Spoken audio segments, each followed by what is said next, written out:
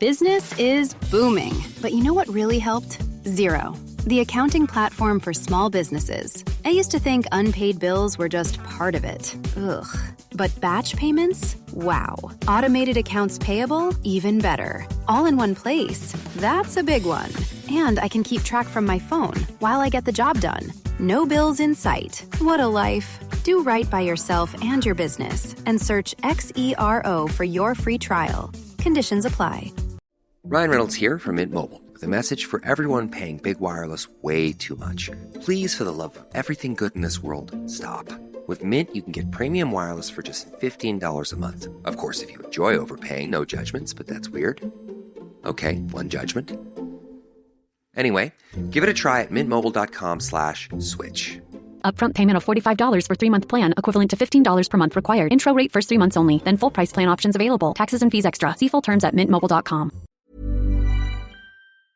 Blowing ad budget on metrics that look great till the CFO sees them. That's bull spend. And marketers are calling it out in Dashboard Confessions.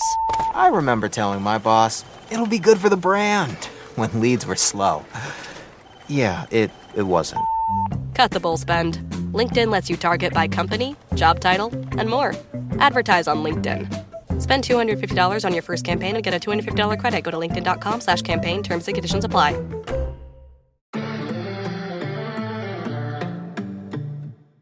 Hello, everyone, and welcome to Tech Magic. I am your host, Cathy Hackl. This is the podcast where we explore everything around technology, innovation, gaming, AI, spatial computing, you name it. We're venturing into the heart of technology.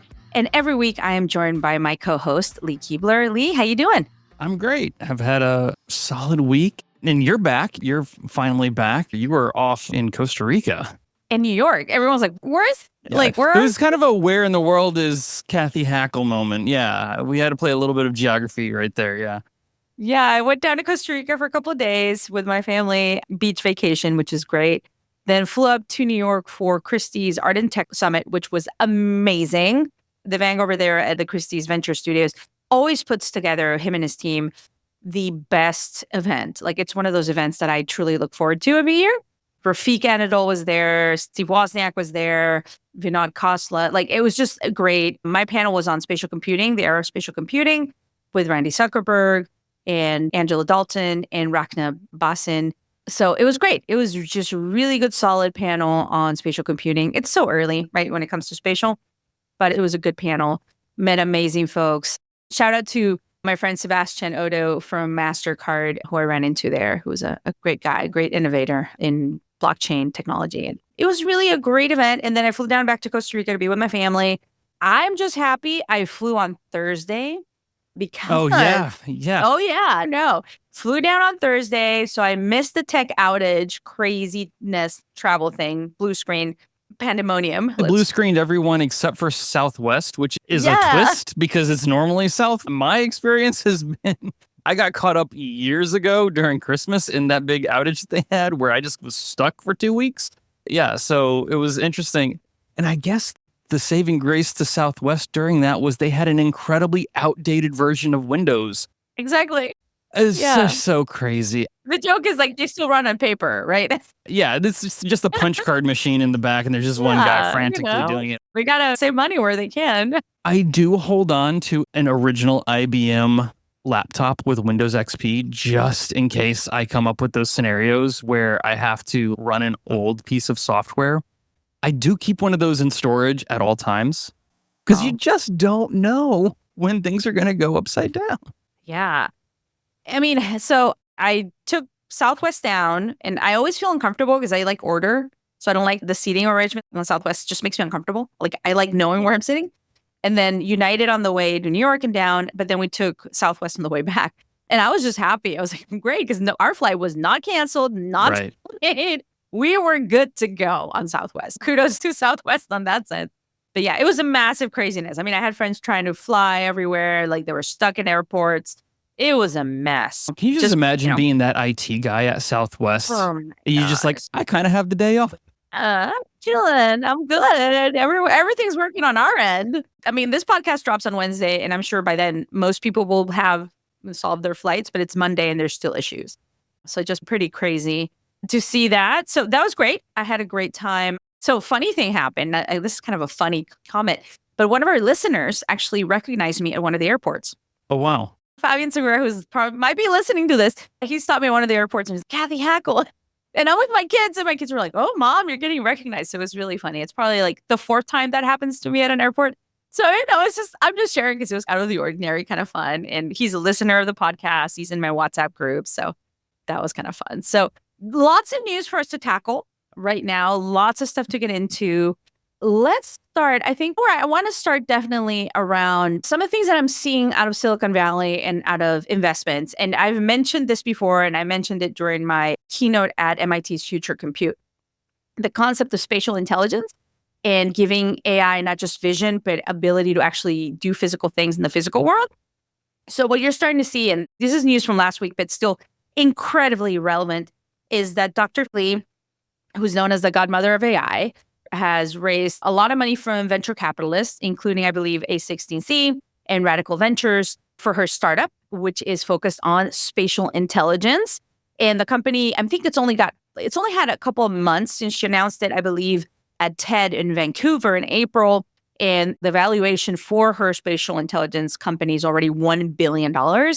So that's, I think, a huge message. You also have VC firms like Khosla and A16Z obviously saying spatial intelligence will be the next big thing in AI. That pretty much aligns, to be honest, with kind of what I had seen starting last year in October around large vision models and giving AI not just the capacity to regurgitate text to us, but actually start to have vision, but start executing. Fei-Fei's company is called World Labs, and it hopes to use human-like processing of visual data to make AI capable of advanced reasoning and being able to understand the 3-dimensional physical world and actually do things in the physical world, which I think is where a lot of the investment in robotics, in hardware is going in AI actually being able to execute. That's where I'm extremely bullish on computer vision and that side of AI. So I still love generative AI and everything, but on the large language models, large vision models, I'm really excited to see what happens with spatial intelligence.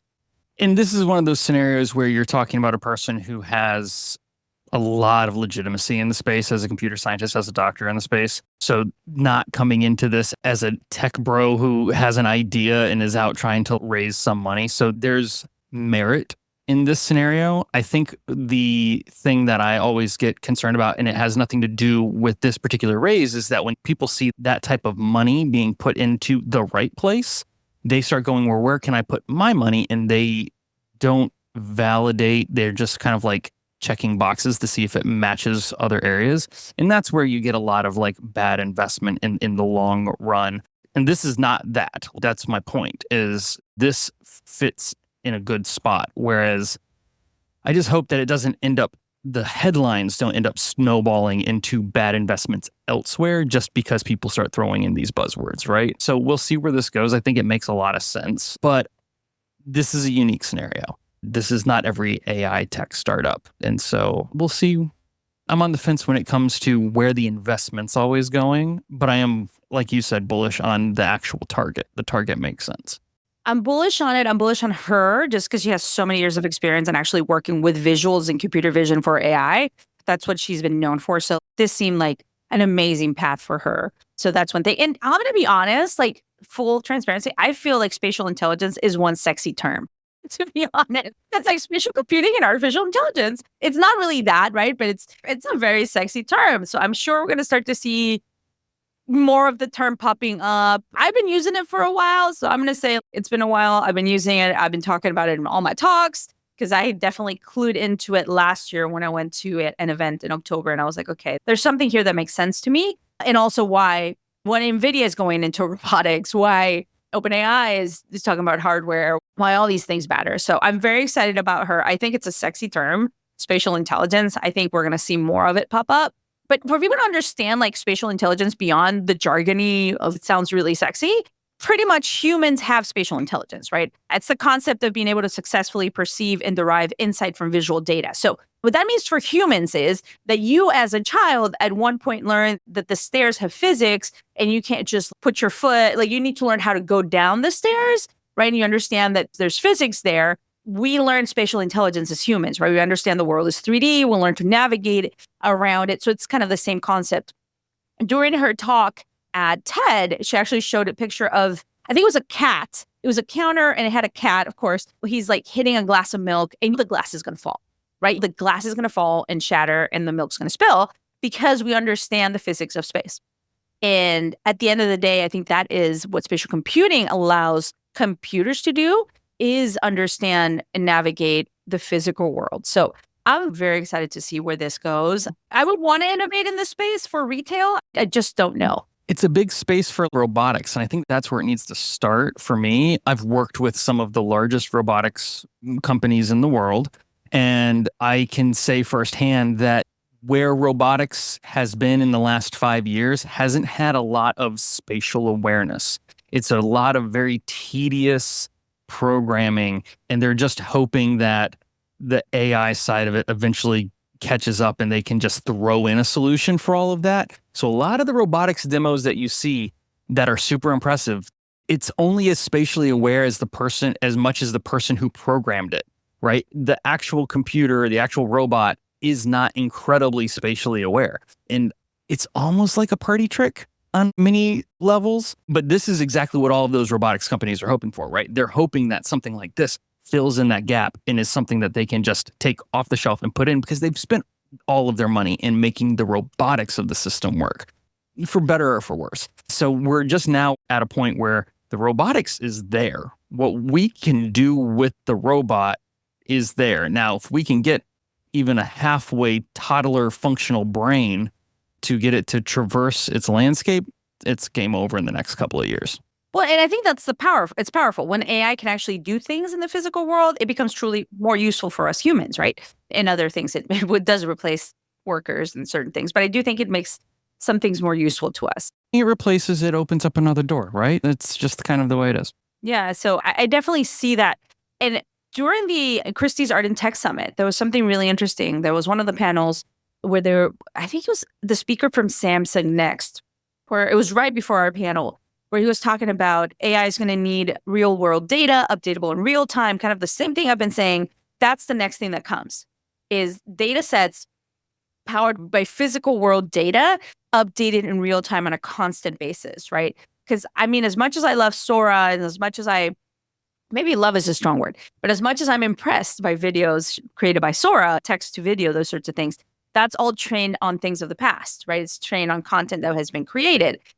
Once you start to train AI, these large vision models specifically, on content of the physical world that's being updated on a constant basis, then you start to create that world model, right? And that leads to Earth AI. And Endgame really is Earth AI. It's a physical virtual twin of the Earth. So yeah, I mean, I'm really interested in seeing how it progresses, but that's further down the line. I mean, but exactly what you said, and I'm just going to throw this out there is because I'm a weird music geek, but like what you said in summary was also something that Tyler, the Creator, had said, who's a popular rapper, when asked if he was worried about AI. And he said, absolutely not, because anything that AI is doing is based off of something that's already been done in music, right? And it's based on something that's already been said. It's based on the past. It's not based on what you're creating for the future. So it's a healthy approach to look at that. Now, that being said, all of that data from the past comes from somewhere.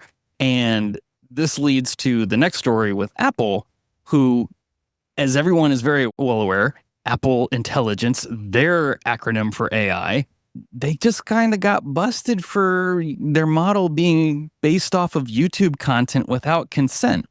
I don't think this was done on purpose. I mean, this is not a wag of the finger at Apple. This is just proof that all of the data is dirty.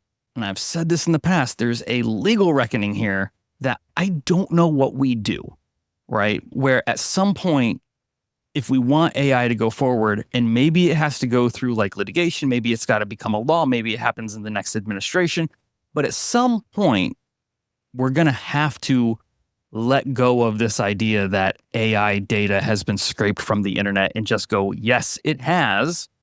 And that has to become one of those fair use things.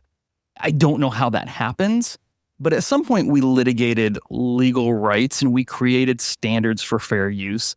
I have been thinking about this, and especially after seeing even Apple, their whole thing is about protecting and privacy of data, right? That's their whole shtick. For them to kind of get busted, and your AI model was pulling information off of YouTube, a company that you do not own, without consent.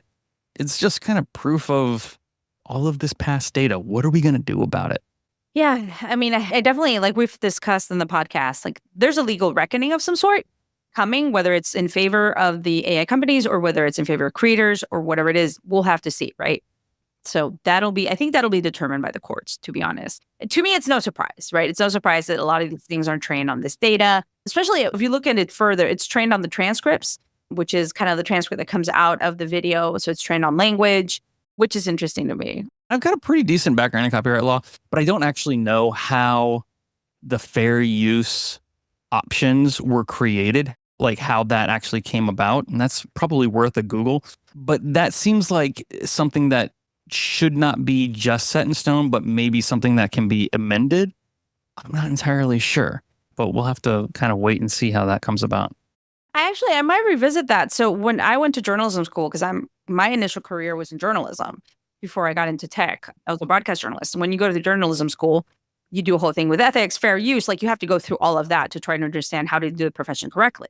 So yeah, maybe we should revisit that. Maybe I could call some of my former professors and be like, come and join us and let's talk about that from a content perspective, not a legal perspective per se, but a content perspective on how it all plays. So we'll see.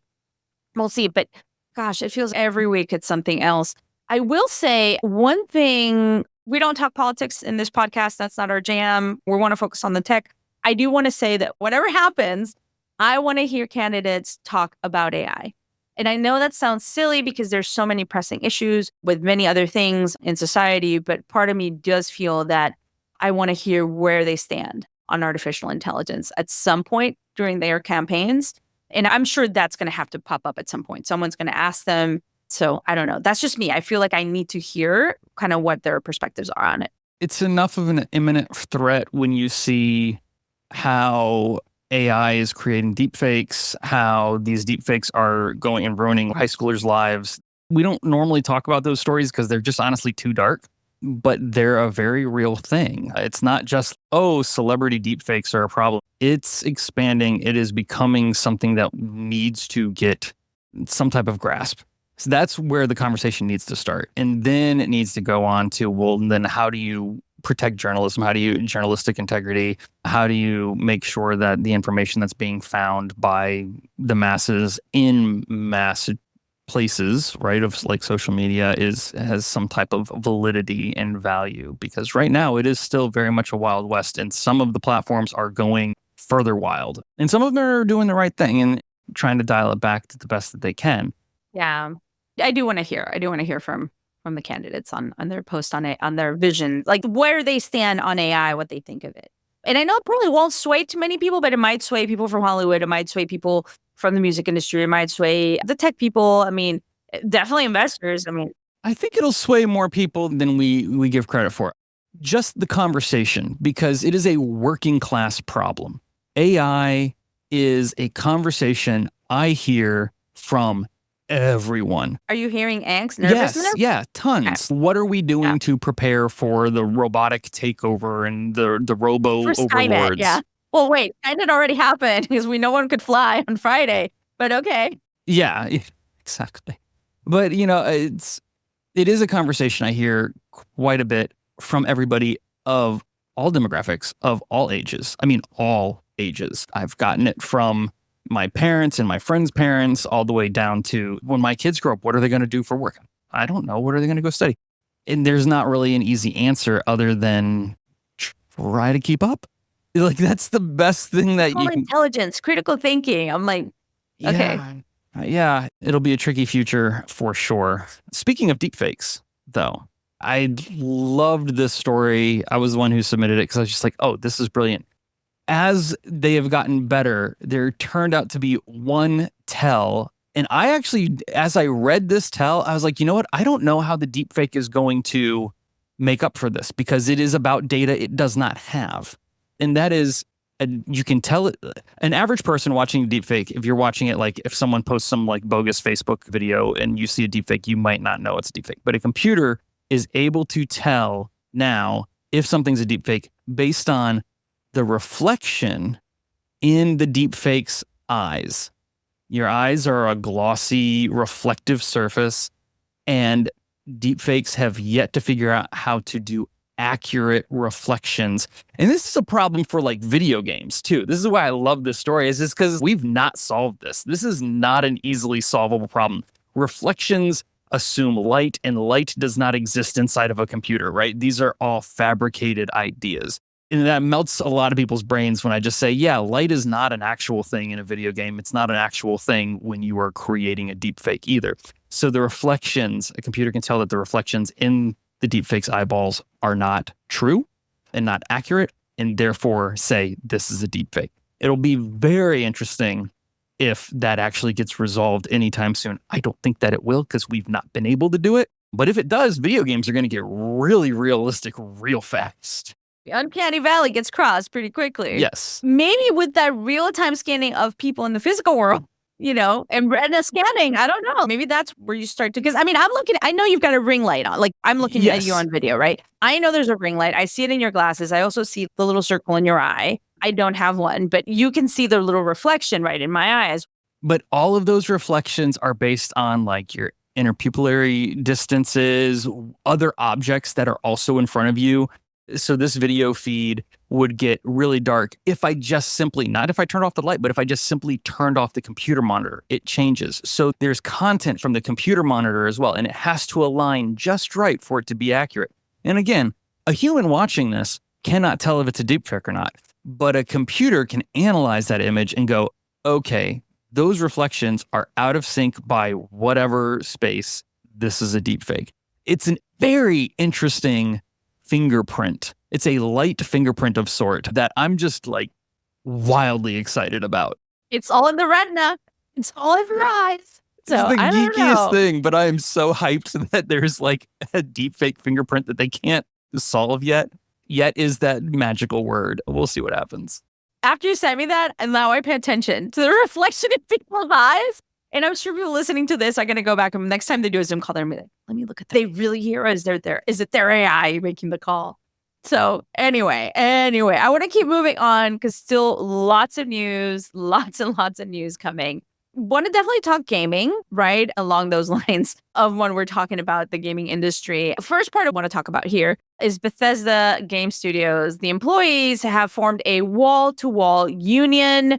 This actually is big news in the gaming space. Not surprising in some ways, but still, it makes sense to me that this is kind of what's happening. And I think you have more context to explain to people. Once you explained it to me, I was like, okay, this is like not, yeah.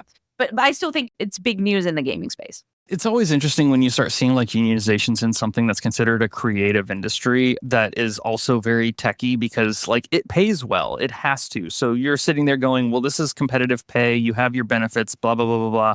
Yeah, the work's hard. It's many hours, just, what it is. But in this particular case, I think that there's probably some underlying issues. Now, first off, let me start with saying this is not Microsoft's or Bethesda's first union. Their quality assurance testers unionized, I think, last year or the year prior to that. So there was a stepping stone here.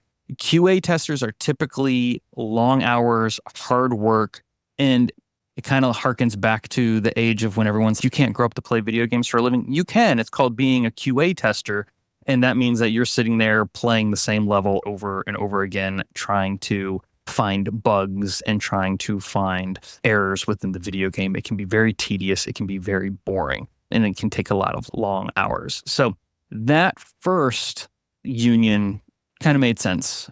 I don't think surprised many people. It just kind of stabilized that. This one is a little bit different in the sense, and this is kind of reading through everything that's been happening. If I'm part of the employees of Bethesda and I've just watched the Fallout franchise turn into the most popular show of 2024. Emmy nominated, by the way. Emmy nominated, and let's be honest, an amazing show. This isn't a dig at the show. This isn't even a dig at Bethesda, but I do think that there probably are some questions in the background going, I didn't sign up for my work to get turned into a major television broadcast, Amazon series, blah, blah, blah, blah, blah, blah, blah. Because a lot of that artwork, a lot of that development, a lot of that story writing, a lot of those 3D assets, all of those things that have been curated over more than a decade. So we're talking about things that were created 10 years or more ago. I mean, the Fallout series has been around for a very long time, early 2000s. So a lot of that stuff, there's no way that those artists or those writers ever would have thought that it would turn into the phenomenon that it did on Amazon. Now, in their defense, hey, you sign an agreement that anything that you make becomes property of that company. That's what they're paying you for. So there's not like a legal standing where they can say, you can't do this unless for some reason the agreement told them otherwise, which I can't fathom is the case. But it might be part of what's bolstering a new conversation of, oh, I didn't realize I was working for a full multimedia company. Those are where typically people start going, well, wait a second, what am I putting these hours in and where is it going and where's my work for the long term? So is there another negotiation here? And as soon as you hit the negotiation vernacular, you're going to start talking about unionization. So not surprised.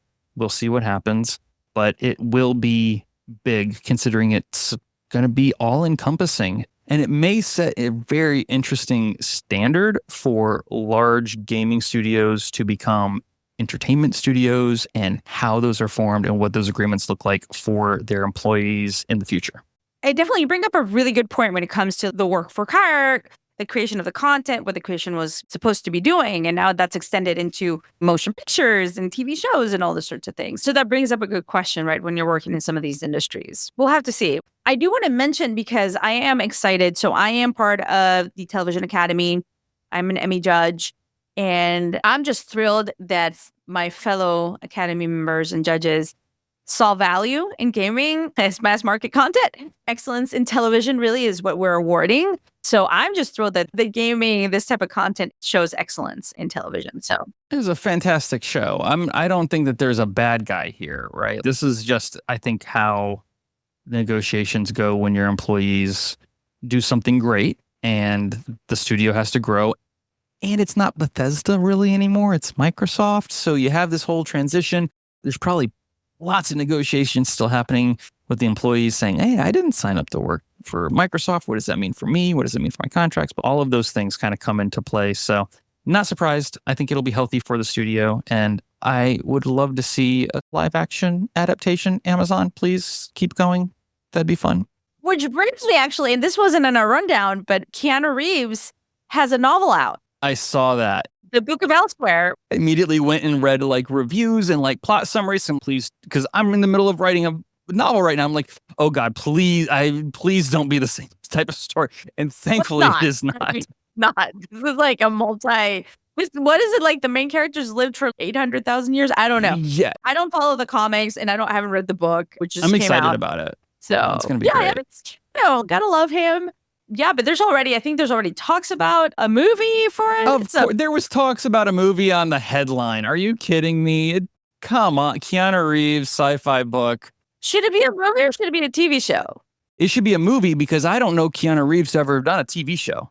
Oh, he's done episodes maybe. He's been a guest at stuff, but there's no way if this gets turned into anything on film that it's not Keanu Reeves. Like, that's just not going to happen. So it has to be a movie. He's a box office hit, yeah. Keanu Reeves doesn't do miniseries. Like, he just doesn't. Keanu Reeves doesn't do miniseries. I love that. That should be on his tombstone. Keanu Reeves doesn't do miniseries. He does movies. Amazing. But yeah, someone else that has a new book coming out, and we've been talking about this, is our friend Matthew Ball. It's not a new book. It's a refreshed and revised version. It's a remix. Yeah, it's a remix. Yeah, 70% of the book is new. There's 3 new chapters. Really interesting update. I've been working through it this summer because I got an advanced copy for Matthew. Very excited to see this book launching. So podcast drops on Wednesday. The book, you can pre-order anytime, but by the time the podcast goes live, you can just order it because it goes live on the 23rd of July. So kudos to Matthew. I'm excited. I've already started to see some of the media. He was on the Vergecast talking about what happened to the metaverse. He himself has been doing some really interesting content. He did an interview with Epic Games founder and CEO Tim Sweeney and Neil Stevenson, who coined the term metaverse. A really good interview as well. So yeah, just super pumped for his book to come out. I've enjoyed reading it so far. We're going to go on break pretty soon. But after the break, we've got a shorter version of the conversation with Matthew Ball on his new book. And we will be releasing next week as our last episode, a longer version of the interview with him. Let's go on break and we'll be right back. This message is brought to you by Warner Brothers Discovery Advertising. And this is more than an ad. This is an invitation to be part of the stories the world can't stop watching, to connect with moments that dominate the conversation, to participate in culture, not just advertise around it. With the most sought-after IP, passionate audiences, and an advanced AI-powered foundation, WBD advertising transforms attention into influence and impressions into outcomes. This is innovation. This is impact. This is opportunity. This is Warner Brothers Discovery Advertising. Visit advertising.wbd.com to learn more.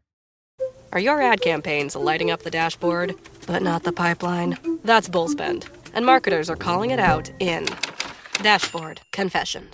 My boss asked for results, so I opened my dashboard for the only positive-sounding metric I had: impressions.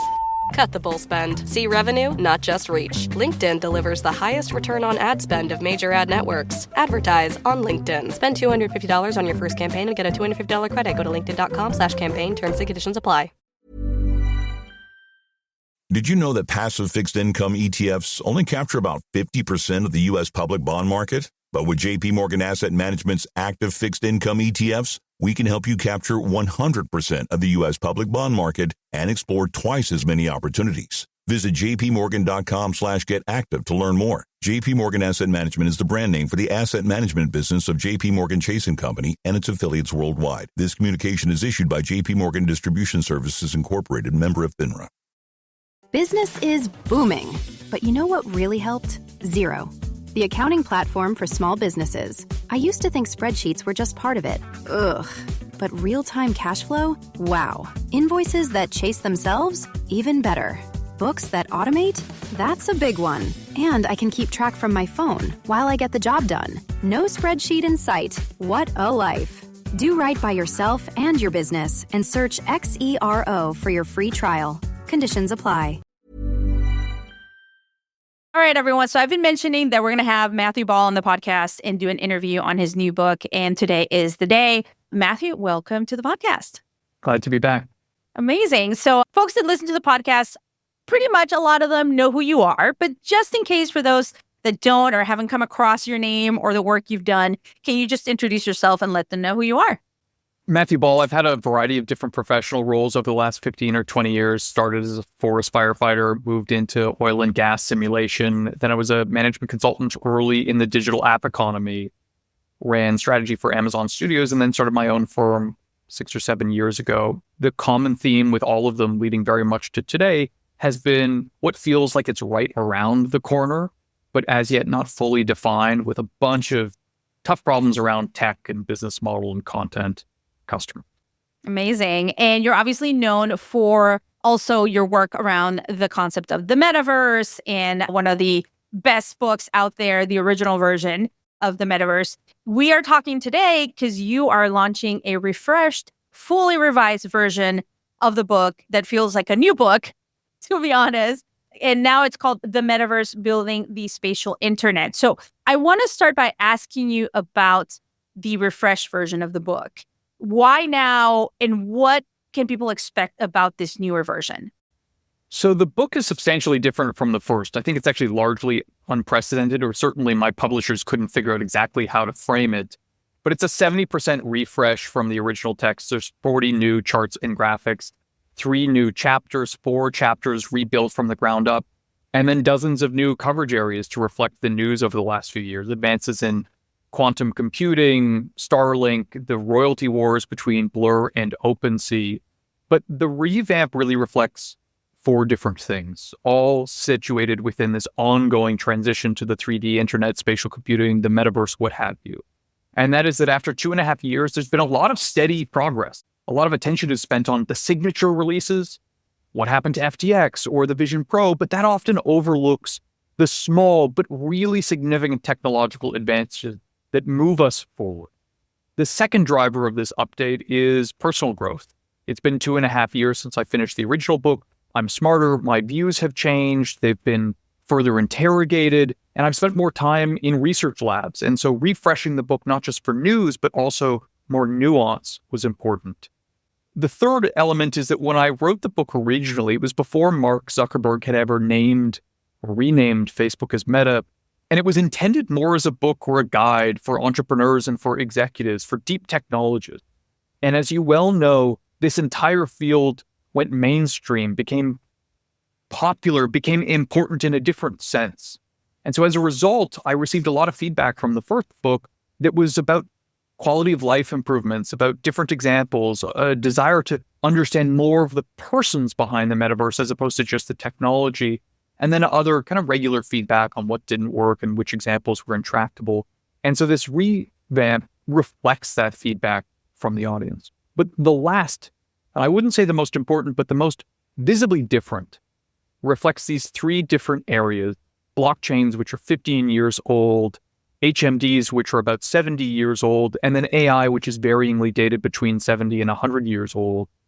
Those three areas feel like they have experienced decades of progress in the last 2.5 years because they in many ways have. And so those three areas weren't just questions of update, new figures and new stories. They were about rethinking some of the technological premises. And so that felt like it was important to update the book. So, Matthew, I want to read a part of the book. It's about 2 or 3 sentences from the conclusion that I think people need to listen to because, the term metaverse invokes so many feelings, right?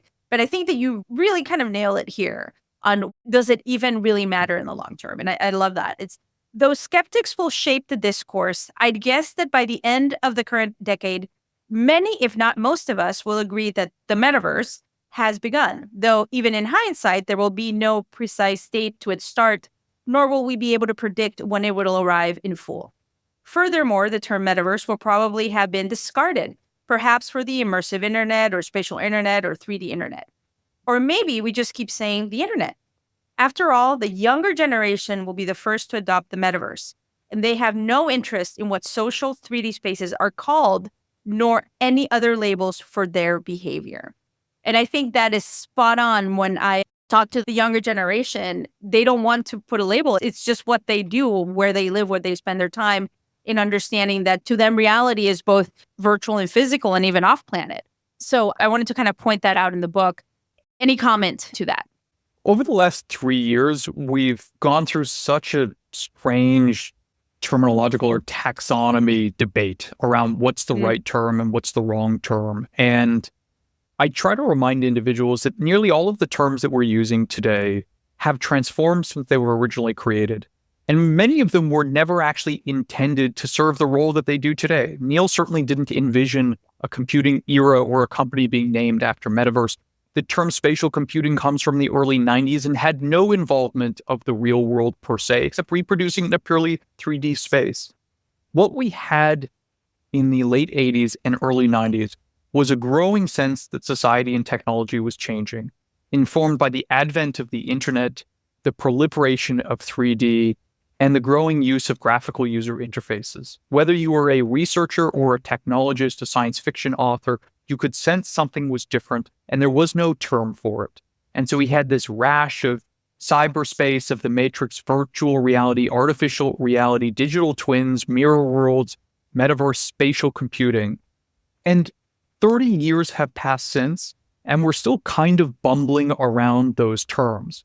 At the same time, the last 30 years has brilliantly illuminated the truth, which is that those trends are secular.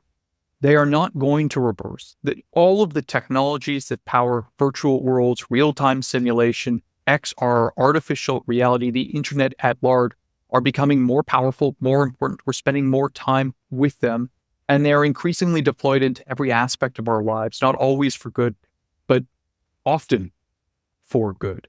And none of those really require terms. It really is a rose by any other name situation. And so just as I say it's a distraction to talk about what % of time is spent on this, I think actually just looking at the full arc of behaviors, and most importantly, the choices of every 8-year-old in contrast to the 8-year-olds a year earlier, that's what matters. And we will never be able to convince them that a term is an important way to understand their behavior. I agree. And whenever I talk to anyone, I'm like, I explain this and I say, I don't care what term you use. I don't care. Like, I really don't. But computing will continue to expand. The web will continue to evolve. Hardware will continue changing and evolving and adapting. Like, no matter who you are, like, that's the reality. If you think it's all going to remain like it is right now, then you're not understanding where things are going. Like, things are evolving and changing pretty fast. I do kind of want to wrap up. And what I want to hear from you is maybe why brand marketers should pick up the book. Why should they read this version of the book? Many of them probably read the first version, but this revised version, obviously 70% of the content is new. But as a brand marketer, as a communicator, why should they read the book? So 3 reasons. First and foremost, I think in this category, it is important to experiment before the best practices are set, before the channels are saturated, and before consumers become skeptical. As part of that, though, you need to know how to do that responsibly. And by responsibly, I don't just mean ethically. I also mean with a real understanding of what is possible and what is not. I'm often asked these questions of, well, why don't I do this in Roblox or that in Fortnite? How can I use crypto to do this? And if there's anything we learned from the royalty wars of 2022 and also the crash of FTX and others, it's often that our understanding of these technologies and these platforms was so flattened that just saying, here's our metaverse strategy, here's our product, let's do a partnership, meant that you actually were never set up to succeed, even though the intent and often much of the execution was exactly right. And the third thing that I would say is, beyond just giving an understanding, I believe that if you have an interest in blockchain, if you have an interest in applied artificial intelligence, and in particular, if you're interested in what the future of HMDs will look like, that these 3 new chapters will give you as close to amateur expert understanding of the technologies as possible.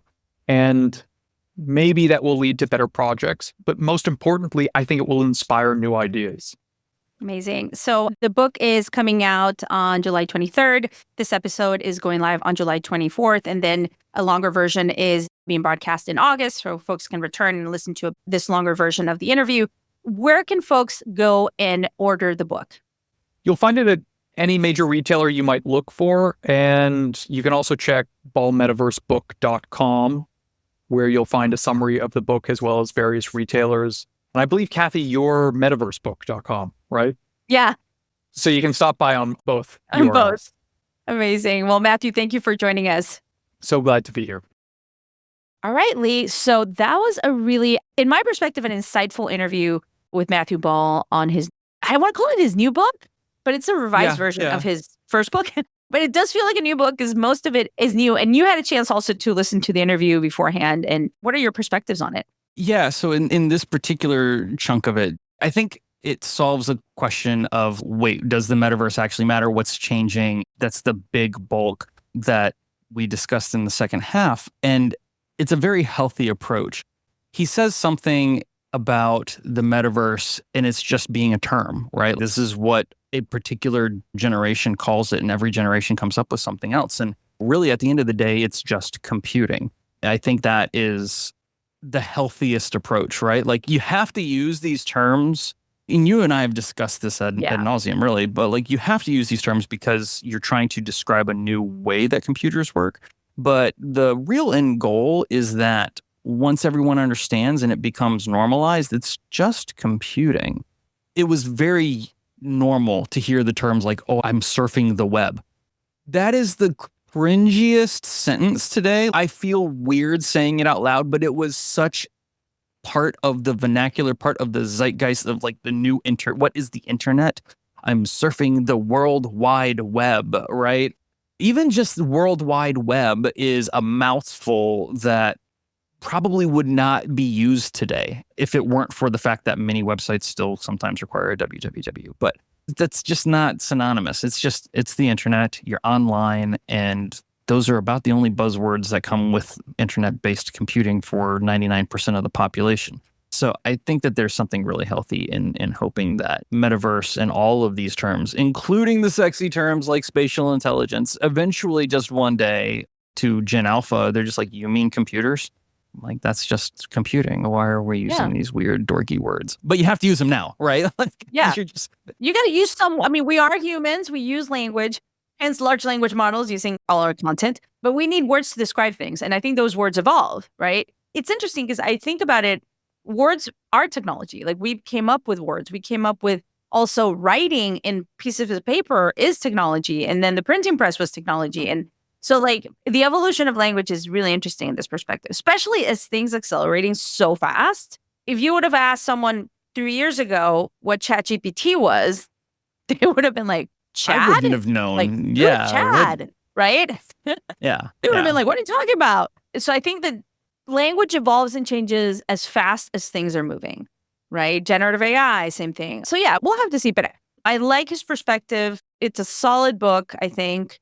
And yeah, just kind of continues along the line of the concept that we have always talked about. It's not, the metaverse is being created. It's not here yet, whether we call it metaverse, call it spatial web, whatever it is, it's being created. That convergence of physical and virtual is not stopping. It's moving forward. So yeah, I mean, a great, fun interview. Thanks to Matthew Ball for joining us for that. And like I said, next week's episode is going to be a longer version of the interview with the full interview. It's a good interview. And I think for people that are listening to this, people that are working in brands or they're communicators or marketers, they're going to get an interesting perspective from him as well. Some of the other interviews you might have heard from him are more technical. There's conversations around refresh rates and all sorts of things. But I think this interview is really focused towards tech people, right? But also brand marketers and communicators and understanding kind of where things are at. Of value to anyone listening to this podcast. So we want to definitely recommend that. Before we head to Dispatch from the Fringe, I want to talk a little bit about maybe one of the video games that you're playing right now. But I want to tell you something that happened to me during my vacation, because it's aligned to the conversation we're heading into.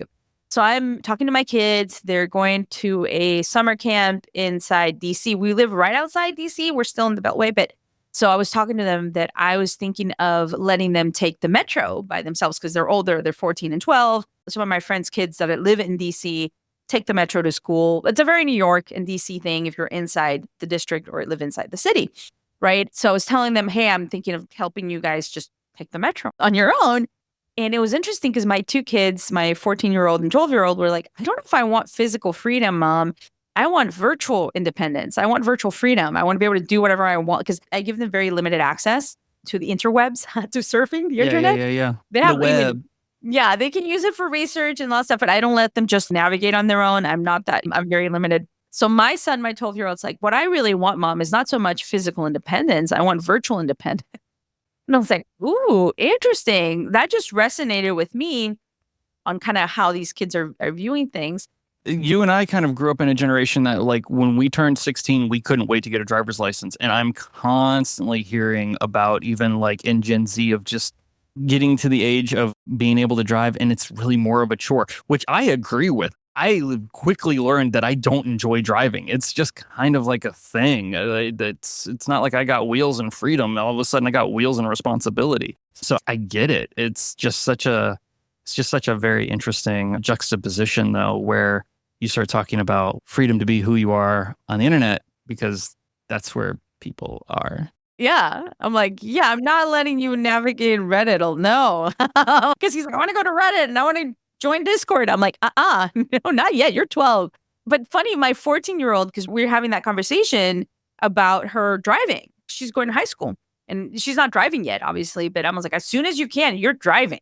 Like, we're driving to two separate schools. As soon as you can drive a car, you're driving. And she's not excited about it. She's like, I don't want to drive, Mom. It's not an option. You're driving, little one. Plus, she doesn't have to get on the highway or anything. It's an easy drive from our house to her high school. So the question I have, and this goes back to a long Google debate that happened back in like the early 2000s. In the early 2000s, Google tried to break into terrestrial radio. They bought a terrestrial radio hardware manufacturing company, and they actually tried to create a system where radio stations could utilize their software to program their radio shows, and then they would insert advertisement in between. Turned out Google didn't understand how terrestrial radio worked, and it flopped. But their logic behind it, this is a long-winded way to say this, but the logic behind it was when you were driving, it's the only time you couldn't be interacting with Google. So my question is, does your kid not want to drive because they are forced to be offline? No, I think with her, it's more anxiety. Like, to be honest, it has nothing to do with being online. I think it's more like her little friend was in a car accident. It wasn't major, but I think she's just traumatized by what she heard. So I think it's more about that. My son might be like, hey, I want to be gaming, which leads me to the conversation. I started talking to my son. He was playing a game called Hollow Knight on his Switch, and we started talking. And then someone that was in conversation with my son brought up games, and he mentioned Castlevania. Did you ever play that? Because I was like, I haven't heard that name in ages. And I used to play Castlevania. Yeah, that's like a 1986 platform game. It was one of the originals. Yeah, I mean, how incredibly hard. I don't think they've made a new one, but like they've kind of re-released them. And this is a big part of what the Nintendo Switch has done that's done really well, is Nintendo has leaned into their archives of their great old games. The Nintendo Switch Online, which is a paid-for subscription that is okay. It allows you to play multiplayer games online, whatever. Most of these consoles make you do that. But it comes with a lot of their older games that you get to play for free. Mario Brothers, Castlevania is one of them, Kirby's Adventure, Tetris, blah, blah, blah, blah. List goes on and on. It has kind of created this resurgence of these old video games because a lot of kids are discovering the games you and I grew up with, or even maybe games their older brothers and sisters played. So it is really quite interesting to see this come about. My entire last week, I started playing the newest release from Nintendo. So in 1990, Nintendo used to do World Championships, which were these global tournaments of how good are you at and this is all Nintendo Entertainment System, original NES games. This is way pre-esports. This is the dawn of esports. This really is like where the idea came from, right? So they would hold these world championships. They were a big deal. They had cash prizes, and you could be the best person at Donkey Kong or Mario Brothers. And they would put you through a gauntlet of all of their popular games. And it was really a marketing ploy to show all of their greatest games that they had out and all this stuff. So Nintendo goes back in time, and they create the Nintendo World Championships NES Edition, which just came out this last week. And it's basically all of these really popular old NES games that you are speed running. Ooh. Explain speed run to people that know what it is. So speed running is exactly what it sounds like. It is just getting through it as fast as possible. It's not about the most points you get. It's not about collecting every coin. It is literally about, by any means necessary, how do you get from point A to point B the fastest? Who's the fastest at beating Super Mario Brothers, which I think is now sub 5 minutes. Which is incredibly fast, but relies on basically breaking the game. And over the last 35 years, people have figured out how to break the game because people are obsessed with Mario. So they were like, this is really a big trend. Speedrunning is wildly popular on Twitch, wildly popular on YouTube. The current generation of gamers love speedrunning, but a lot of modern video games are not built to be speedrun, right? You're not speedrunning like Fallout. You're not going to speedrun a lot of those bigger world games. Red Dead Redemption. Red Dead Redemption, things like that. Although people do try, like there are people who take little sections, say, we're just going to speed run this like one little section. It's a thing. But it really did bring back, Mario's never gone out of popularity. It just hasn't. Mario is Nintendo's Mickey Mouse, and it's going to be for a while. So with Mario being so popular, people are like, well, what can I speedrun and say I am the best? I am the fastest at this game. And I think Nintendo was leaving a lot of money on the table with this trend growing strictly around their IP, specifically around IP that they no longer sell. So there was a whole crackdown on pirating ROMs and things like that that happened a couple of years ago. So this game that they just released basically is, here's all of our best NES games, and you're going to speed run them, and here are the challenges, and you're going to go against everybody else in the world, and you're going to try to get the fastest score. It is way more addictive than I thought it was going to be. I'm not a speedrunner. I just didn't think this was going to be that interesting.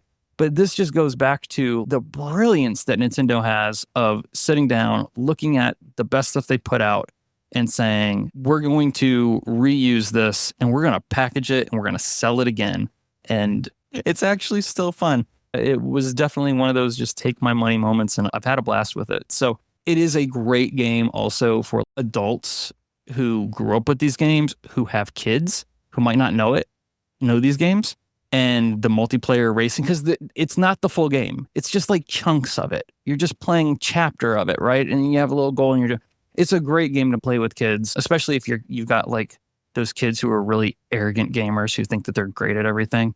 I had this happen with a nephew of mine, just was begging me to play Mario Kart, like begging, because they just were ready to beat me into the ground. And I'm like, okay, I'm playing the dumb uncle, the old man, whatever. Yeah. But I'm in the back of my head, I'm like, kid, I got 20 years on you on this game. I whooped that game so hard on the first.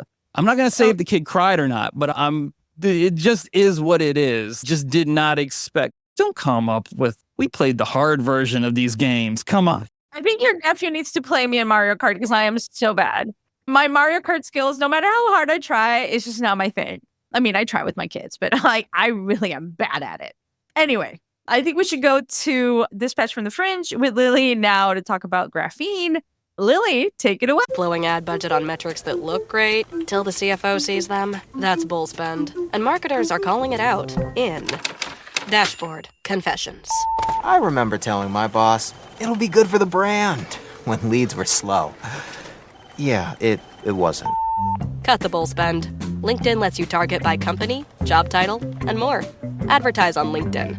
Spend $250 on your first campaign and get a $250 credit. Go to linkedin.com/campaign. Terms and conditions apply. Business is booming, but you know what really helped? Xero, the accounting platform for small businesses. I used to think unpaid bills were just part of it. Ugh. But batch payments? Wow. Automated accounts payable? Even better. All in one place. That's a big one.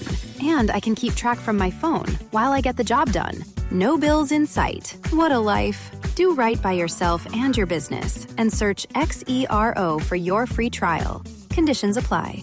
Ryan Reynolds here from Mint Mobile. I don't know if you knew this, but anyone can get the same premium wireless for $15 a month plan that I've been enjoying. It's not just for celebrities. So do like I did and have one of your assistants switch you to Mint Mobile today.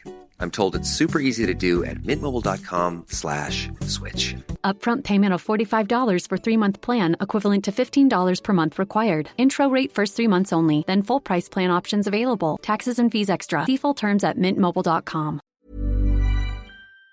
Hey. Hello, Cathy and Lee. Welcome to this week's Dispatch from the Fringe. On today, July 22nd, the day of recording, it happens to be World Brain Day.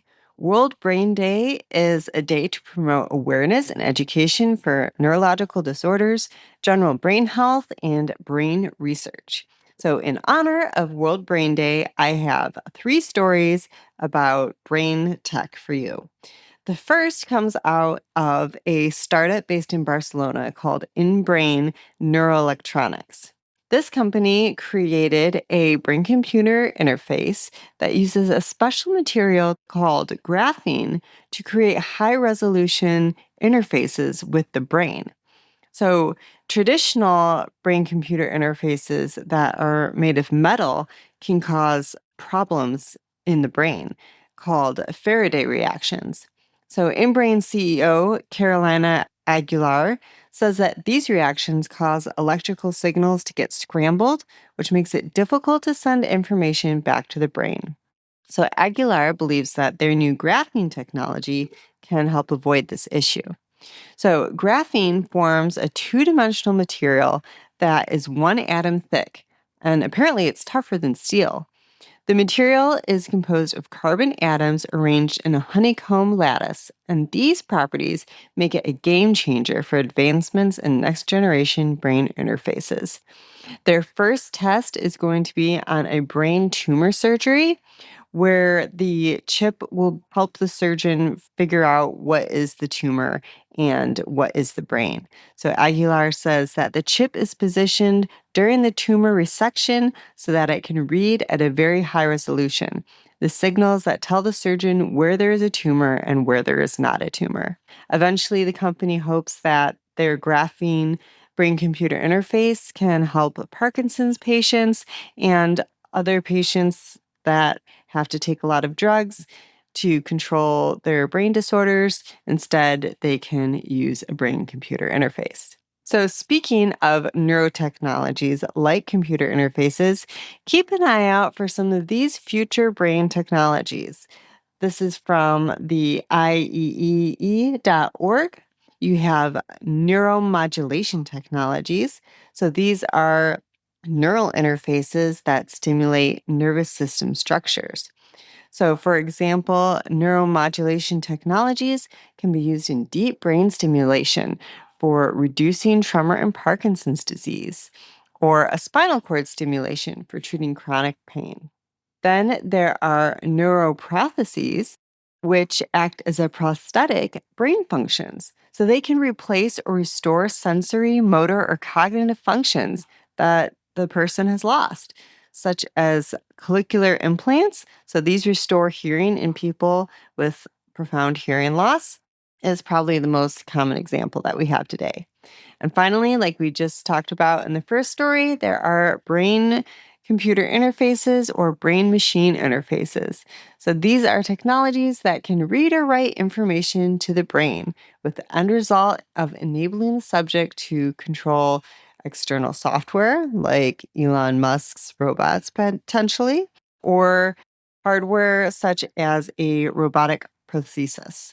Finally, we have Europe's Human Brain Project, which has the goal to provide a scientific framework for developments of e-brains. These are digital brains that identify and address the potential of comprehensive brain models for artificial intelligence, like machine learning and deep learning, along with approaches for opportunities and challenges that come with neuroscience research. So keep your brain healthy. Don't forget to disconnect from technology once in a while and go enjoy some sunshine. But that is your dispatch from the fringe. Right. Well, that was really interesting. Interesting dispatch from our producer and friend Lily, who does amazing work finding these kind of wacky stories. I'm just glad to see, as someone, my grandfather had Parkinson's, and so to hear anything that is moving forward to trying to resolve those type of situations, it's just one of those areas where I'm really excited to see in the next 10 years where technology can impact Parkinson's, what we can do that helps like Alzheimer's and things like that. We're seeing a lot of movement on those fronts. And I think a big part of where AI is going to have a lot of value is helping us see things that we are just missing because you're not looking through it in the right lens. So here's to the future. Looking forward to it. The future. I'm with you. This will actually be our last regular episode of the month. We do have an episode next week. It'll be kind of the release of the full interview with Matthew Ball. So do expect that next week. But yeah, we're going to take some vacation time off. Are you going to go anywhere fun? Actually, my family is visiting me here in Oregon. So yeah, we're going to go to the coast. We're going to spend some time on the coast. Oregon's one of those states of during the summer is not when you leave. You live here for the summer. You leave during the rain season. That's when you leave. Okay, cool. Cool. Well, I'm going to be going up to New York for an event at NASDAQ, doing a little bit of traveling, just getting the kids ready for back to school at some point in August. Summer's going fast. Summer's going pretty fast. I'm going to be in LA for a whole week with them, going to the parks and enjoying having a little bit of fun. So yeah, we'll be out and about in the month of August, but definitely stay tuned for next week's episode. And we will be back early September. So back to school. Amazing. Lee, we'll have a great summer, great vacation time off. And we will be back, everyone, at the end of August or beginning of September. So we hope everyone has a great time and do stay tuned for the episode next week.